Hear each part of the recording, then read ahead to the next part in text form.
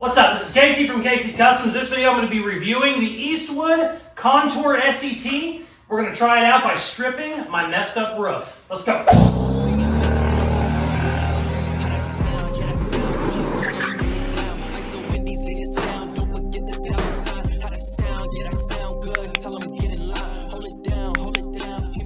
My friends at Eastwood has sent me the Eastwood SCT. This is a very good tool for stripping paint, and they have about 50 different drums you can get. Some of the drums are actually just like a Scotch-Brite pad. I think some of them are even buffing pads where you can not only strip the metal, but buff it, pref it, shine it, whatever you want to do with it. I am going to be trying this out. I've never used these.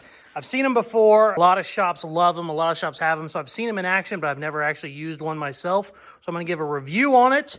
I definitely want to try it out. They have sent me this. They also sent me a couple different drums to try out, and I have a perfect spot to try. This is a 1951 Chevy, and we're going to be painting the roof. We're leaving the patina on the body, but we're going to be painting the roof, and it is in really bad shape. We've beat it around. I still got some more beating on it to do to get it smoothed out, but I think that roller, since it has a little bit of give to it, I think it'll get into those grooves a lot better than like a sander would. So let's try this baby out and see if we can't strip our roof. Okay, I went with kind of a mid-level drum. I didn't want to go with a super rough one. Like I said, I've never used it before, so I'm kind of going to learn as I go here.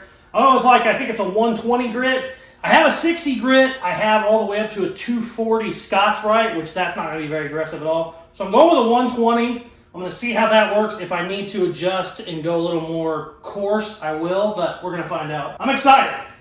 Like I said, I've seen videos of it, and it looks like it can really move some material if you want it to. We're going to see what happens.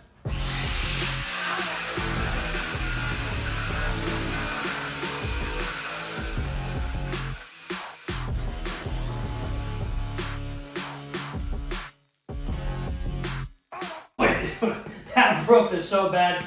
If you don't watch my videos on this build, I'm actually building this on YouTube. This had a tree land on it, and this whole roof was actually about a half a foot lower. It was quite a bit. But let me put a little bit more aggressive wheel on it, and we'll see what happens. Even with that one, it's doing pretty good.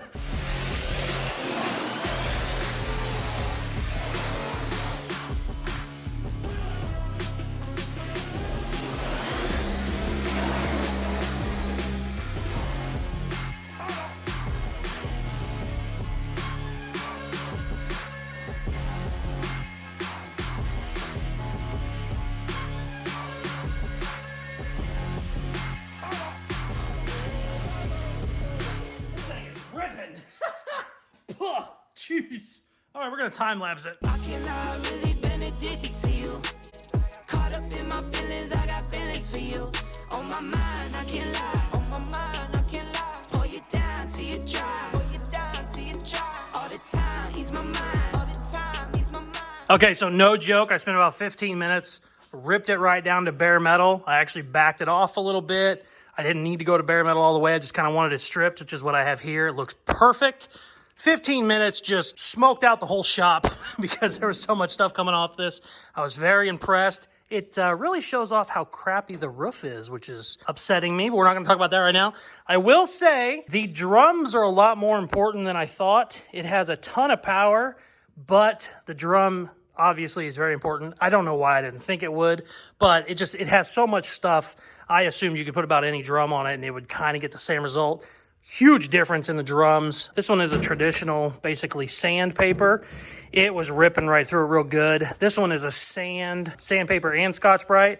I really liked that. And then when I ran just a Scotch-Brite a little bit.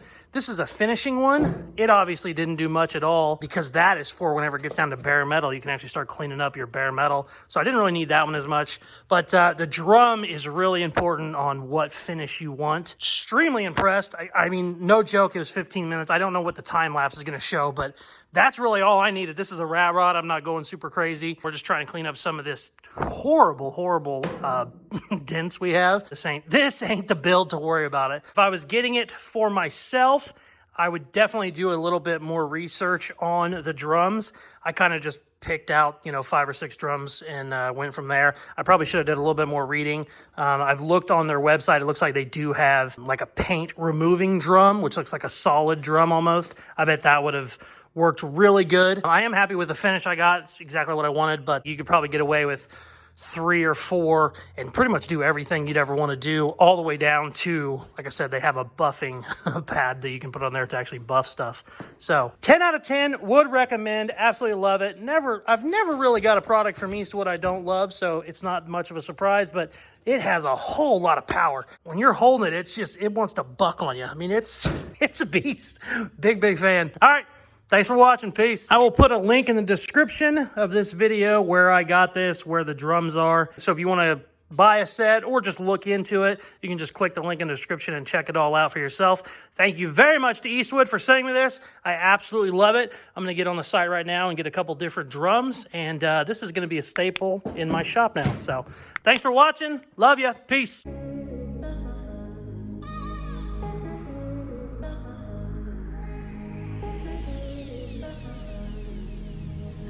I've really been addicted to you. All of my attention I've been giving to you. Caught up in my feelings, I got feelings for you. Caught up in my feelings, I got feelings for you. On my mind, I can't lie.